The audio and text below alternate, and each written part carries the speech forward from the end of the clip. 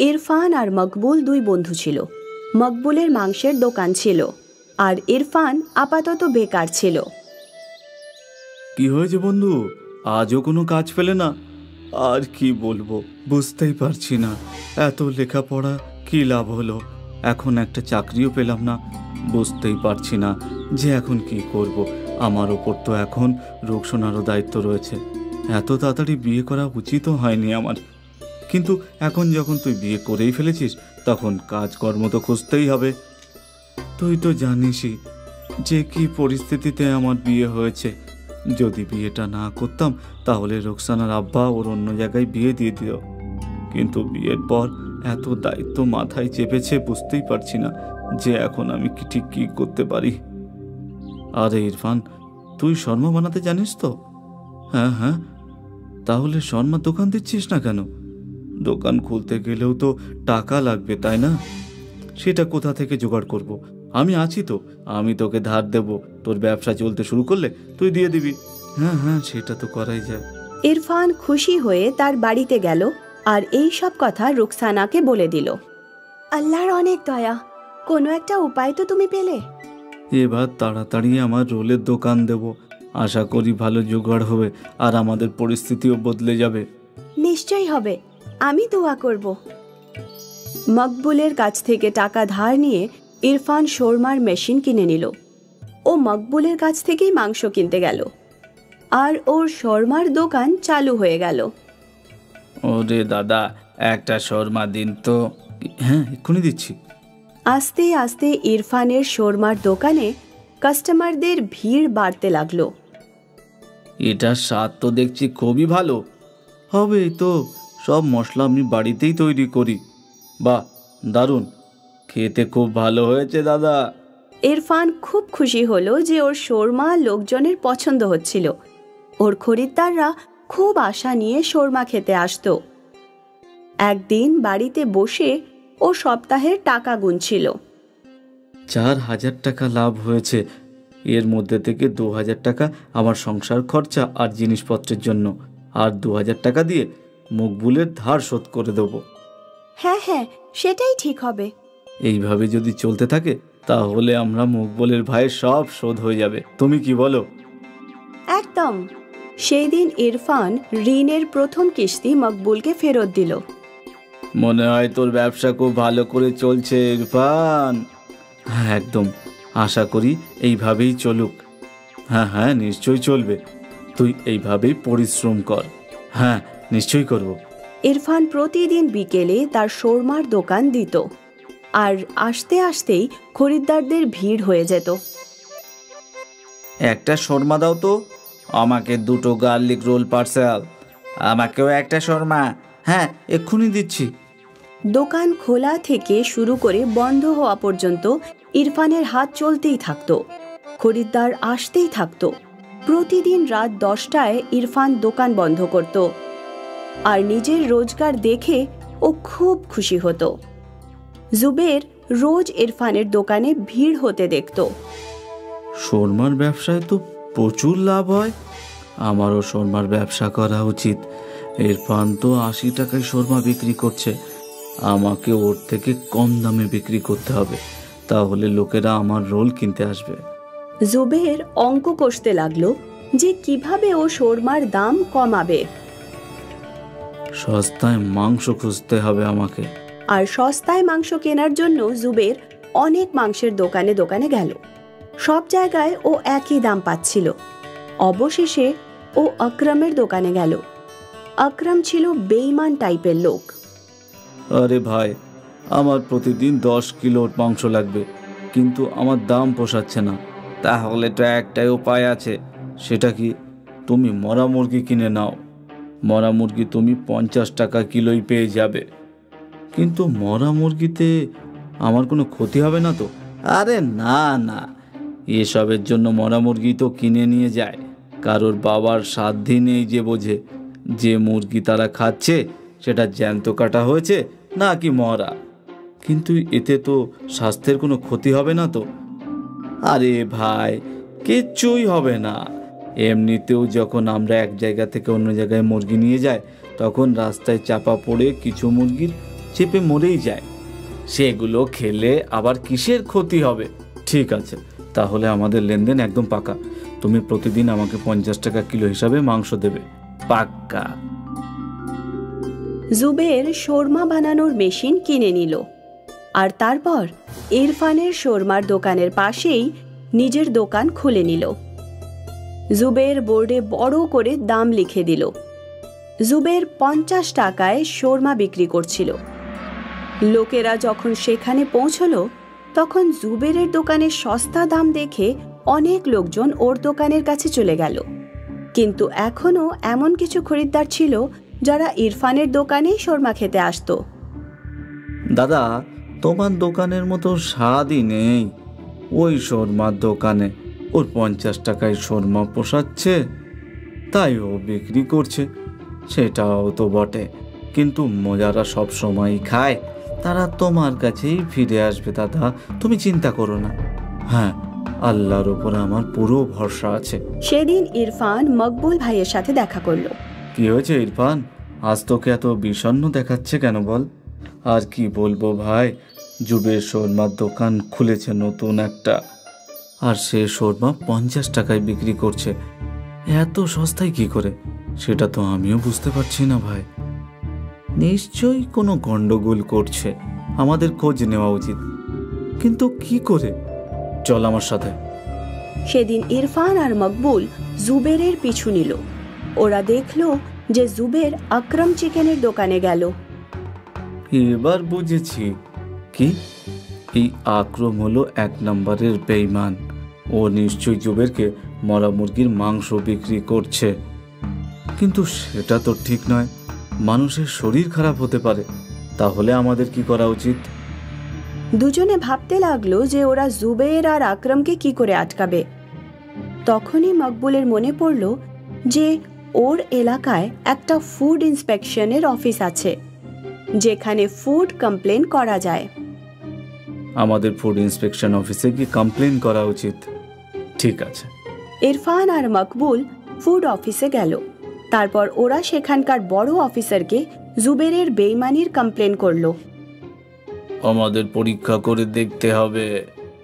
Food officer জুবেরের শোরমার দোকানে গেল আর সেখানে রাখা চিকেন আর রুটিগুলো পরীক্ষা করতে লাগলো। স্যার, কিছু সেটেলমেন্ট করা যাক। তুমি মানুষের প্রাণ নিয়ে খেলা করছো আর আমাকে ঘুষ দেওয়ার কথা বলছো। অফিসার স্যাম্পল নিল আর পরীক্ষা করলো। স্যার, এই চিকেন খাওয়ার যোগ্য নয়। এটা খেলে চট করে শরীর অসুস্থ হয়ে পড়বে। ওকে পুলিশের হাতে ধরিয়ে দাও। পুলিশ জুবেরকে অ্যারেস্ট করে নিল আর তারপর আকরামকেও অ্যারেস্ট করে নিল। সবাই জুবেরের বেইমানি জানতে পেরে গেল আর আরেকবার সৎ ইরফানের দোকানে খরিদ্দাররা ফিরে এলো। ইরফানের সমস্যার সমাধান হয়ে গেল আর লোভী শোরমাওয়ালা জুবের তার কর্মের শাস্তি পেয়ে গেল। সবসময় মনে রাখবেন, সেই সব জিনিস যেগুলো সস্তায় পাওয়া যায় সেগুলো ভালো হয় না। কিন্তু লক্ষণ সিংয়ের ছেলে চমন দিল্লি ইউনিভার্সিটি থেকে গ্র্যাজুয়েশন পাশ করে নিজের গ্রামে ফেরে। এসে গেছো বাবা, এরপর কি করবে বলে ভাবছো? আমি তো বলছি তুমি IAS এর জন্য প্রস্তুতি নাও। না বাবা, এই সময় আমাদের দেশে ব্যবসায়ীদের দরকার আছে। এরকম লোকেদের রোজগার ভালো হতে থাকে। আমি কোনো না কোনো ব্যবসা অবশ্যই করব। বাবা, আমাদের পরিবারে কেউ কোনোদিন ব্যবসা করেনি। আমাদের কাছে টাকাও নেই, তো ব্যবসা কিভাবে হবে? তুমি টাকা চিন্তা করো না বাবা, ব্যবসার জন্য বুদ্ধি লাগে। অল্প টাকাতেও ব্যবসা শুরু করা যায়। চমন বাজারে যায় আর দেখে লালারাম ধাবাতে অনেক মানুষের ভিড় লেগে গেছে। আমার একটা ধাবা খোলা উচিত, আর এর জন্য কোনো বড় পুঁজিরও দরকার নেই। চমন ওর বন্ধুদের কাছ থেকে টাকা ধার নিয়ে একটা বড় ধাবা খুলে নিল। চমন খাবারে ভালো জিনিস ব্যবহার করত, ভালো আটা, ভালো চাল। শুরুর 2 দিন পর্যন্ত চমনের ধাবাতে কেউ আসে না। একদিন এক লোক আসে। আরে ভাই, কত টাকার প্লেট দিয়েছো? মাত্র 40 টাকা স্যার। এরপর 2-3টে লোক আরো আসে। সব লোক চমনের খাবারের প্রশংসা করতে থাকে। চমনের সবজি খাবার পর লোক আঙ্গুল চাটতে থাকে। তার সাথে চমনের ব্যবহার ও খুব ভালো ছিল। ও নিজের গ্রাহকদের খুব সম্মান দিত। এরপর আস্তে আস্তে চমনের দোকানে খুব ভিড় বাড়তে লাগলো। আরে ভাই, রুটি তাড়াতাড়ি নিয়ে এসো। আরে আমার জন্য সবজি নিয়ে এসো। আরে ভাই, ভাত শেষ হয়ে গেছে, আমার জন্য ভাত নিয়ে এসো। একদিন চমন একজন গ্রাহককে সবজি দিতে যাচ্ছিল। তাড়াতাড়ি করতে গিয়ে ওর পা পিছলে পড়ে যায় আর মাথাতে আঘাত লাগে। 1 মাস পরে যখন ও হাসপাতাল থেকে ওর ধাবাতে ফিরল আর দেখল ওর আশেপাশে 4-5টি নতুন ধাবা খুলে গেছে। চমন আবার ধাবাটি খুলল আর ওর সাথে একটা ছেলেকে রাখলো কাজের জন্য। কিন্তু খদ্দেরের সংখ্যা এবার খুব কম হওয়াতে চমন ধাবা বন্ধ করে দিতে বাধ্য হলো। আরে আমি তো তোকে প্রথমেই বলেছিলাম যে ব্যবসা করিস না, কোনো সরকারি চাকরির জন্য প্রস্তুতি নে। বাবা, সব কাজে এরকম ছোটখাটো সমস্যা আসতেই থাকে, কিন্তু আমাদের হার মেনে যাওয়া উচিত নয়। আমি কিচ্ছু জানি না। গ্রামের সব ছেলে সরকারি চাকরির জন্য তৈরি হচ্ছে, তুইও চাকরির জন্য প্রস্তুতি নে, না হলে বাড়ি থেকে বেরিয়ে যা। চমন উদাস হয়ে গ্রামে ঘুরতে থাকে। তখনও দেখতে পায় একজন বাঁধাকপি বিক্রি করছে, আর ওটা দেখে ওর মনে পড়ে গেল যে একবারও দিল্লিতে চাইনিজ ভেল খেয়েছিল। যদিও চাইনিজ ভেলের ব্যবসা শুরু করে, চমন নুডলস, বাঁধাকপি আর বাকি জিনিস কিনে নিল আর নিজের দোকানে একটা স্কুলের সামনে লাগিয়ে দিল। দিনে ও খাবার তৈরি করত আর বিকালে বিক্রি করত। চমনের কাছে স্কুলের বাচ্চাদের ভিড় লেগে যায়। তাড়াতাড়ি চমনের কাছে অনেক টাকা আসতে থাকে। চমন ওর গ্রামের চমন চাইনিজ ভেলওয়ালা নামে ফেমাস হয়ে যায়। একদিন লক্ষণ সিং ওর বন্ধুর বাড়িতে যায়। এসো এসো লক্ষণ সিং, এ নাও চাইনিজ ভেলটা খাও। এটা তো আমি আজ প্রথমবার খাচ্ছি। লক্ষণ সিং ভেল খেয়ে দেখে। আরে বাহ, স্বাদ তো খুব ভালো। কে বানিয়েছে এটা? আরে তুমি এটা জানো না? এটা তোমারই ছেলে চমন বানিয়েছে।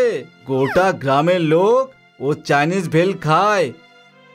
লক্ষণ সিং ওর ছেলের কাছে যায় আর গিয়ে দেখে যে ওর ছেলে খুব পরিশ্রমের সাথে কাজ করছে, আরো খুব ভালো জামা কাপড় পরে আছে। আমাকে ক্ষমা করে দে বাবা, আমি তোকে বুঝতে পারিনি। কোনো ব্যাপার না বাবা। খোকা, এবার আমি বুঝে গেছি যে টাকা আর সম্মান শুধু চাকরি থেকেই আসে না, কখনো কখনো ব্যবসা থেকেও আসতে পারে।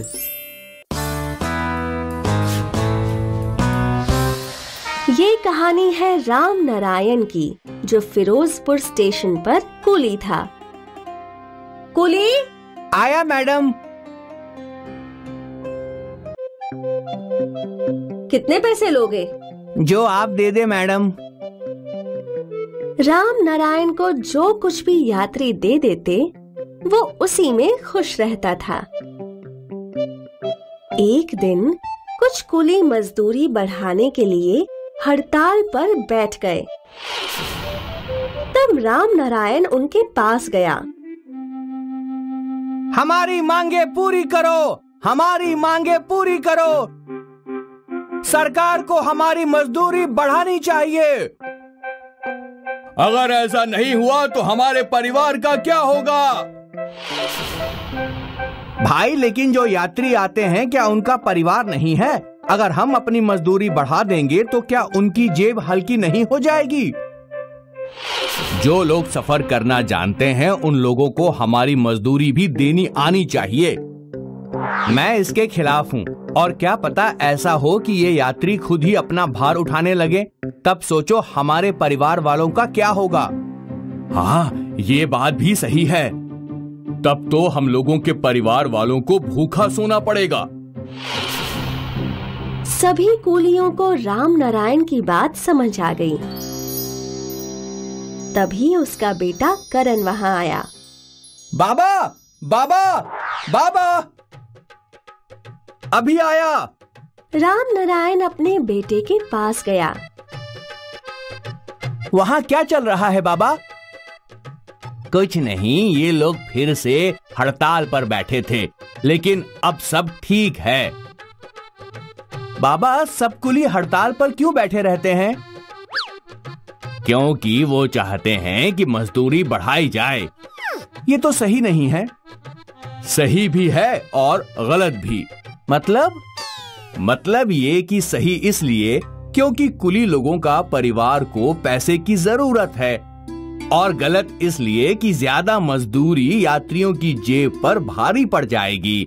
इससे यात्री खुद अपना भार उठाने लगेंगे और हमारा रोजगार ही कम हो जाएगा।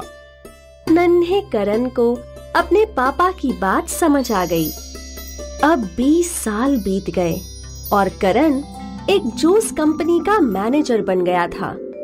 अब उसके बाबा कुली नहीं रहे और करण का परिवार बहुत ही खुशहाल था। लेकिन एक दिन करण के सामने एक समस्या आ गई। अब तुम ही बताओ बेटा, हमें क्या करना चाहिए? कानपुर वाली फैक्ट्री के वर्कर्स आए दिन स्ट्राइक पर जाते रहते हैं। मैं तो सोच रहा हूँ कि वो फैक्ट्री ही बंद कर दूं। नहीं सर, फैक्ट्री बंद करने से बहुत से परिवारों को नुकसान पहुंचेगा। तो मैं क्या करूं? नुकसान झेल कर व्यापार तो नहीं कर सकता हूं ना। आप मुझे एक मौका दीजिए, मैं वहां जाकर उनसे बात करूंगा। अब करण रेलगाड़ी में बैठकर कानपुर के लिए निकल पड़ा।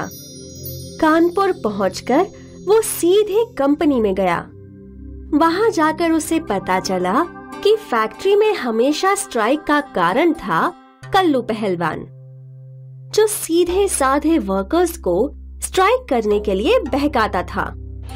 शर्मा जी, मुझे सारे वर्कर्स से बात करनी है। क्या आप उन सभी को यहाँ बुला सकते हैं? कुछ ही देर में सारे वर्कर्स वहाँ आ गए और कल्लू पहलवान भी। आप लोग सोच रहे होंगे कि मैंने आप सभी को यहाँ क्यों बुलाया। मैंने आप सभी को यहाँ एक कहानी सुनाने के लिए बुलाया है। कहानी? ये कहानी मेरी है। मेरे बाबा एक कुली थे जो फिरोजपुर स्टेशन पर कुली का काम करते थे। एक दिन वहाँ एक बहुत ही हट्टा कट्टा कुली आया, भीमा। उसने सारे कुलियों को बहकाना शुरू कर दिया और वो सब कुली हड़ताल पर बैठ गए। लेकिन फिर मेरे बाबा उन कुलियों के पास गए और उन्हें समझाया कि उनकी हड़ताल से उनका फायदा नहीं बल्कि नुकसान है, क्योंकि अगर यात्री अपना भार खुद उठाने लगे तो उन्हें काम नहीं मिलेगा। मेरे बाबा की वजह से उन कुलियों की जिंदगी बर्बाद होने से बच गई। तो इस कहानी से आप लोगों ने क्या सीखा? शायद एक भीमा हमारे साथ भी है। हाँ, और शायद उसी की वजह से तुम सबके परिवार भूखे मर सकते हैं। मालिक तो ये फैक्ट्री बंद करने की सोच रहे हैं। अब इस फैक्ट्री का क्या होगा वो आप सभी को तय करना है।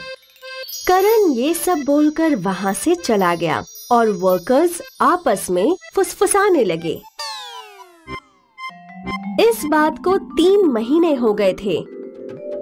अरे बेटा करण, तुमने फैक्ट्री वर्कर्स पर क्या जादू कर दिया? क्यों सर? पिछले 3 महीनों से किसी ने स्ट्राइक की बात तक नहीं की। सब समझदार हैं, लेकिन तुमने उनसे बोला क्या? कुछ नहीं, सिर्फ उन्हें उनके आस्तीन का सांप दिखाया और एक छोटी सी कहानी सुनाई। जो भी हो, बेटा तुम्हारा तो जवाब ही नहीं। मालिक करण से बहुत खुश थे और करण को ये खुशी थी कि उसने बहुत से परिवार को बिखरने से बचा लिया। तो बच्चों, ये कहानी हमें ये सिखाती है कि कल्लू पहलवान या भीमा जैसे कई लोग हमारी जिंदगी में आते हैं जो हमें बहकाते हैं। समझदारी इसी में है कि हम बहकावे में ना आए और अपने जीवन का हर निर्णय सोच विचार और सूझबूझ से लें।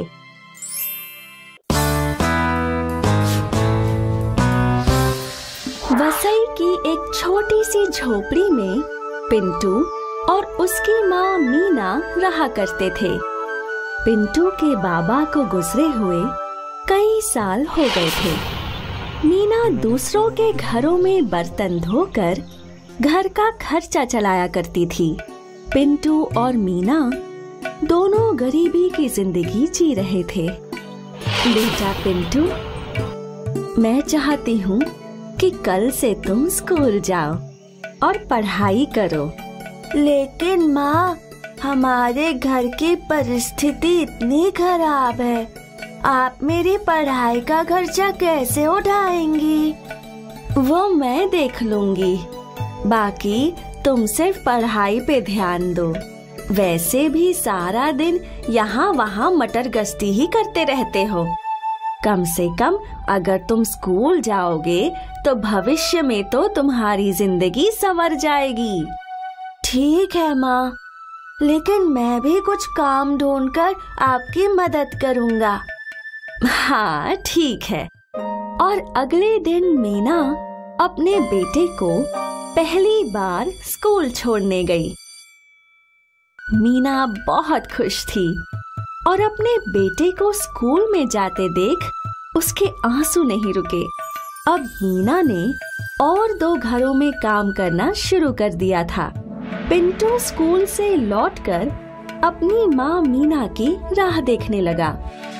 माँ को अब तक तो लौट आना चाहिए था, कहाँ रह गई माँ?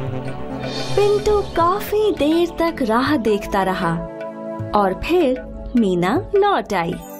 कहाँ रह गई थी आप? कुछ नहीं, मैं और 2 घरों में काम कर रही थी। और 2? हाँ, तेरी पढ़ाई के लिए। माँ, वैसे तेरे स्कूल का पहला दिन कैसा था? बहुत अच्छा था माँ। मेरे स्कूल में बहुत से बच्चे हैं, मैंने बहुत सारे दोस्त भी बनाए और हमारे मास्टर जी भी बहुत अच्छे हैं। अच्छा है, अच्छा है। तुम अच्छे से पढ़ लिख कर बड़े ऑफिसर बन जाओ। और माँ, मैंने अपने लिए काम भी ढूंढ लिया है। कल से मैं रोज पेपर डालने जाऊंगा, जिससे आपकी कुछ और मदद हो जाएगी। मेरा लाडला। और अगले दिन से पिंटू रोज लोगों के घरों में पेपर डालने लगा। उसके बदले व्यापारी उसे कुछ पैसे दे दिया करता था और फिर घर लौटकर वो स्कूल के लिए तैयार हुआ करता था। और फिर मीना उसे स्कूल छोड़कर अपने काम पर चली जाया करती थी। कई दिनों तक ये सिलसिला चलता रहा। एक दिन पिंटू पेपर डाल ही रहा था जब वो व्यापारी के पास लौटा तो उसके पास एक पेपर बच गया था। साहब, आज एक पेपर ज्यादा आ गया था। ठीक है, ये पेपर तुम ही रख लो। पिंटू पेपर घर ले गया और वो उसमें छपे हुए शब्दों की पहेली को सुलझाने लगा। फिर स्कूल के रास्ते जाते वक्त वो एक न्यूज़पेपर के दफ्तर में रुका और उसने वो पहेली वाला पेपर उन्हें दे दिया और फिर रोज की तरह वो लोग स्कूल गए और मीना अपने काम पर चली गई। अब मीना एक घर के बाद दूसरे और फिर तीसरे घर में काम किया करती थी और पिंटू स्कूल के बाद पढ़ाई करता था। फिर अपने घर की साफ सफाई करके अपनी माँ के लौटने का इंतजार किया करता था। 15 दिन बाद जब पिंटू अपने स्कूल में था तो पिंटू के मास्टर जी के साथ एक ऑफिसर आए। यही है पिंटू? तो वो तुम हो जिसने वो पहेली का हल किया था? जी सर। तुम बहुत ही बुद्धिमान हो। उस दिन की वो पहेली सिर्फ तुम अकेले ही हल कर पाए थे और इसलिए हमारी कंपनी ने ये निर्णय लिया है कि वो तुम जैसे बुद्धिमान बच्चे की पढ़ाई का खर्च उठाएगी। ये सुनकर पिंटू बहुत खुश हुआ। स्कूल के बाद वो घर पहुंचा और आज वो अपनी माँ का बड़ी ही बेसब्री से इंतजार कर रहा था। और आज जैसे ही मीना घर लौटी, पिंटू ने अपनी माँ को गले लगाया। माँ, माँ, माँ।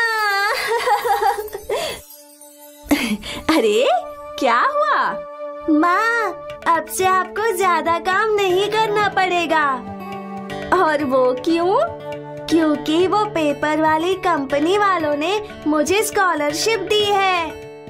मतलब अब से मेरी पूरी पढ़ाई का खर्चा वो संभालेंगे। मीना भावुक हो गई। उसने पिंटू को गले लगाया और फूट फूट कर रोने लगी। ये कहानी हमें ये सिखाती है कि मेहनत हमेशा रंग लाती है। ये स्कॉलरशिप मीना और पिंटू की कड़ी मेहनत का ही फल था। अंजू আর সাগরের পরিবার দিল্লির কাছে গোপালপুর নামের এক গ্রামে থাকতো। ওর মা স্কুলে আয়ার চাকরি করত আর বাবা অসুস্থ হওয়ার জন্য বাড়িতেই থাকতো। অঞ্জু রিমোট দে, আমি ফাইট দেখছিলাম, তুই মাঝখানে কোথা থেকে এলি? বাবা দেখো না, আমি জল খেতে গেছিলাম, সেই ফাঁকে ও রিমোট নিয়ে নিয়েছে। বাবা ও 2 ঘন্টা ধরে ফাইট দেখছে, আমি রিমোট দেব না। তোর যত বাজে বাজে সব নাটক রোজ হয়, একদিন না দেখলেই বা কি হয়? নিজেদের মধ্যে ঝগড়া না করে এক এক করে নিজেদের জিনিস দেখে নাও। তোরা দুজন আবার লড়াই শুরু করেছিস। মা, আজ তুমি এত তাড়াতাড়ি চলে এলে, স্কুল কি আজও বন্ধ? হ্যাঁ বাবু, স্কুল আজ আবার বন্ধ, জানি না কবে খুলবে। মনে হয় এই চাকরি ছাড়তে হবে। আজ তোরা কি খাবি বল? মা, আজ রাজমার ভাত খাবো, আপনার হাতে রাজমা ভাত খেতে খুবই ভালো লাগে। কিছুদিন পর অঞ্জু আর সাগরের মার চাকরি চলে গেল। এবার কি হবে মা? আমরা কি না খেয়ে মরে যাব? না সোনা, এমন বলে না, আমরা নতুন কিছু কাজ খুঁজবো। মা, দিল্লি গেলে কেমন হয়? রাজমা আর ভাতের দোকান খুলবো ওখানে। আমার বন্ধু রাজুর বাবার দিল্লিতে ছোলে ভাটুরার দোকান আছে। রাজু বলছিল ওর বাবা প্রতি মাসে 40,000 টাকা করে রোজগার করে। কিন্তু বাবা, বাড়িতে তোর বাবাকে কে দেখবে? মা, তুমি সাগরকে নিয়ে দিল্লি চলে যাও, আমি বাবার দেখাশোনা করব। সাগর আর তার মা দিল্লি পৌঁছায়। ওরা একটা ঠেলা বানায় আর একটা ব্যস্ত রাস্তায় রাজমা ভাত বেচতে শুরু করে। মা রাজমা ভাত বানাতো আর সাগর লোকজনকে খাওয়াতো।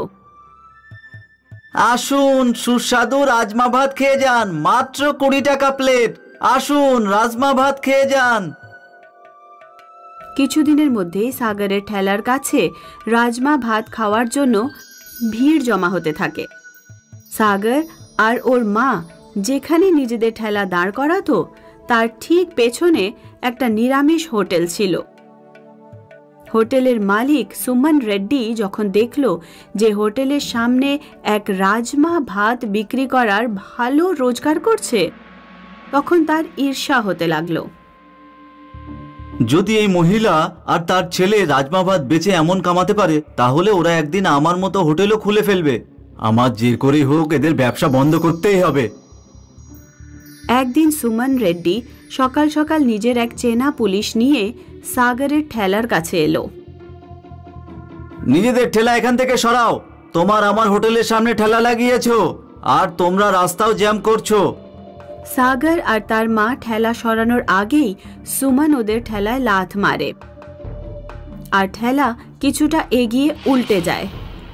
সুমনের সাথে একটা পুলিশও ছিল, সেই জন্য সাগর আর তার মা সুমনকে কিছুই বলতে পারে না। ওরা চোখে জল নিয়ে থমকেই থাকে। মা, আমি এক্ষুনি গিয়ে সুমনের দাঁত ভেঙে দেবো। না বাবু, এটা শহর, আমাদের গ্রাম নয়। পুলিশ তোকে ধরে ফেলবে। আইন সব সময় বড় লোকেদের থেকেই থাকে। আমরা অন্য কোথাও না হয় ঠেলা লাগাবো। ঠেলা পড়ে যাওয়ার দরুন সব রাজমা ভাত মাটির সাথে মিশে নষ্ট হয়ে গেছিল। মা, আমাদের নতুন রাজমা আর চাল কিনতে হবে। রাস্তায় একজন রাজমা আর চাল বেচতে আসে। দাদা, রাজমা আর চালের দাম কত? নিয়ে নিন দিদি ভাই, আপনার জন্য কম করে দেব। সাগর আর ওর মা একসাথে 20 কিলো রাজমা আর 20 কিলো চাল কিনে নেয়।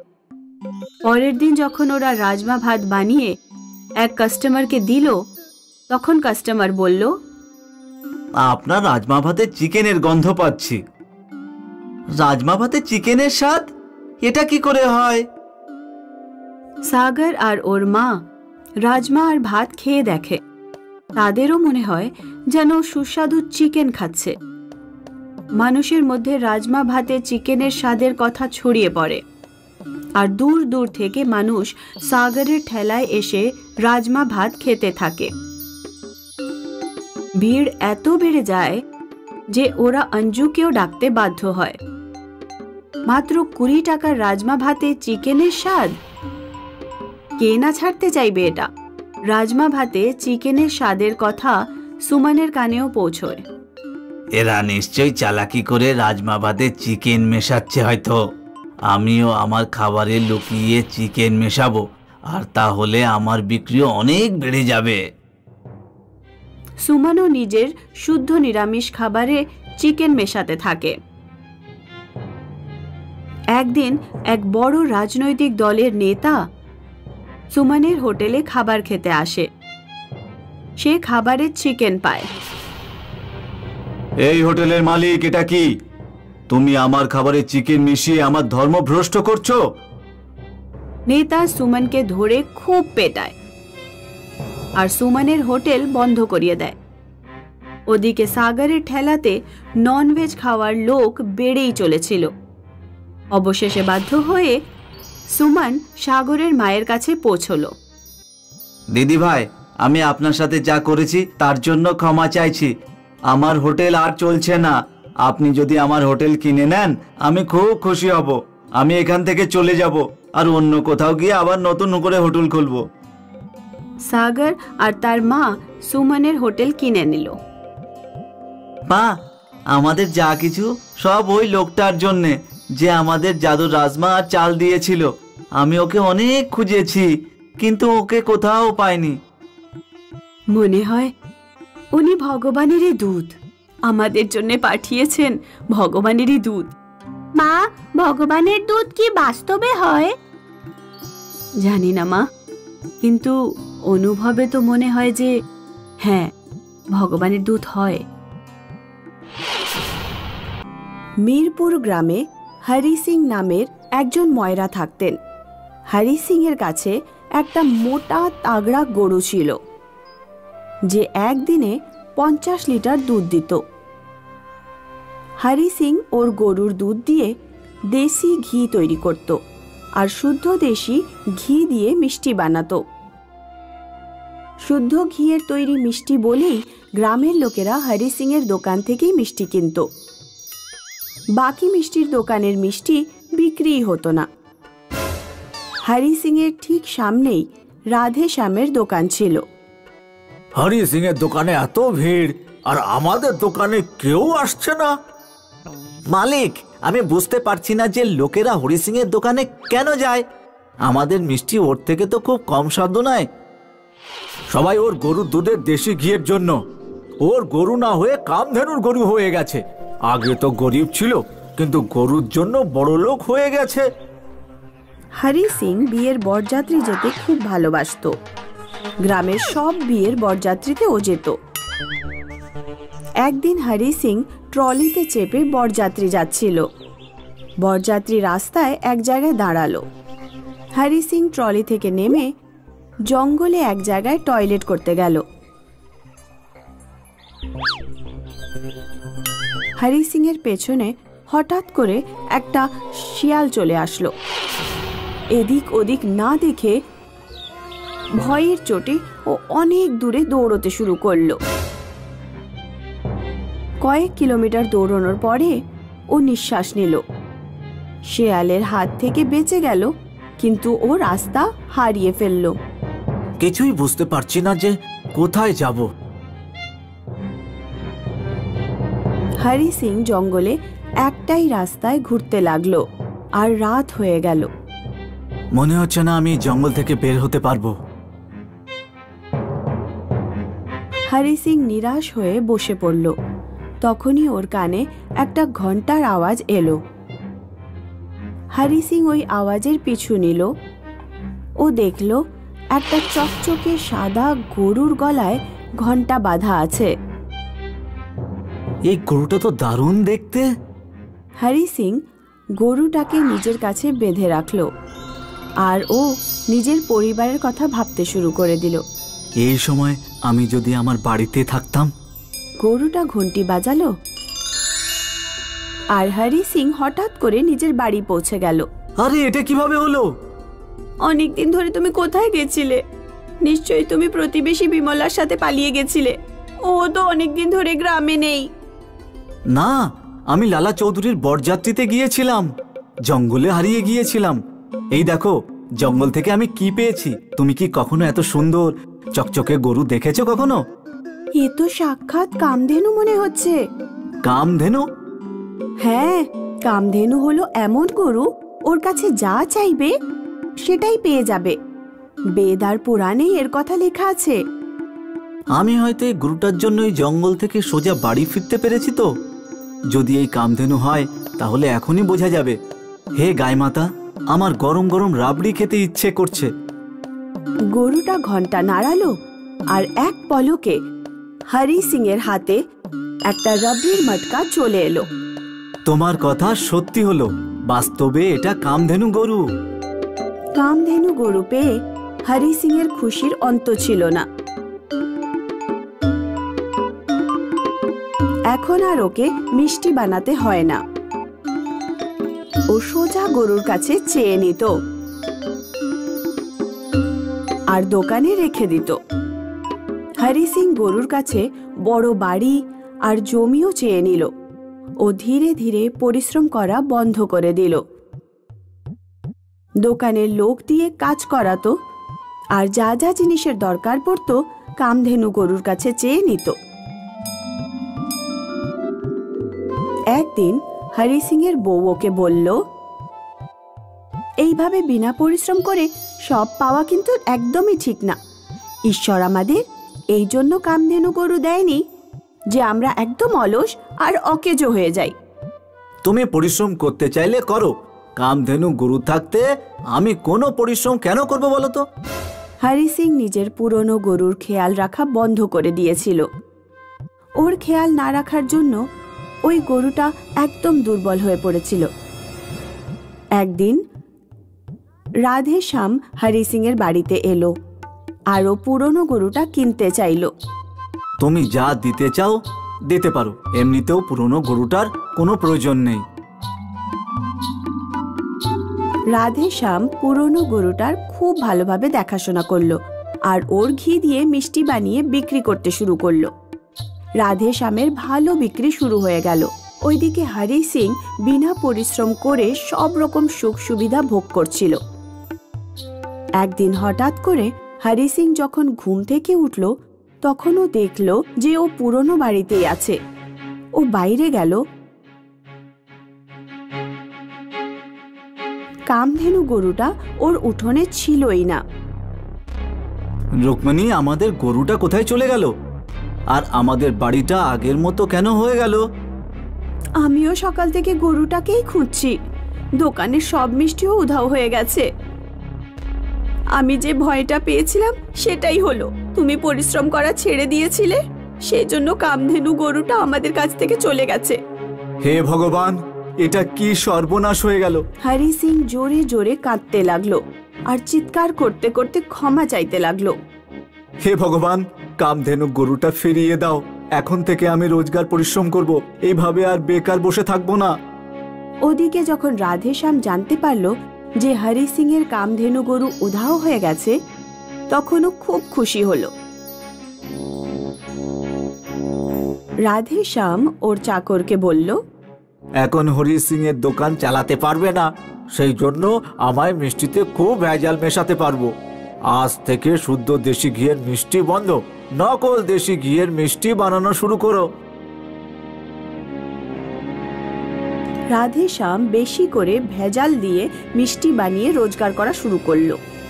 অন্যদিকে হরি সিং নিজের ভুলের শাস্তি পেল আর একটা নতুন গরু কিনে ওর ভালোভাবে দেখাশোনা করলো। তারপর খুব পরিশ্রম করে শুদ্ধ ঘিয়ের মিষ্টি আবার বানানো শুরু করে দিল।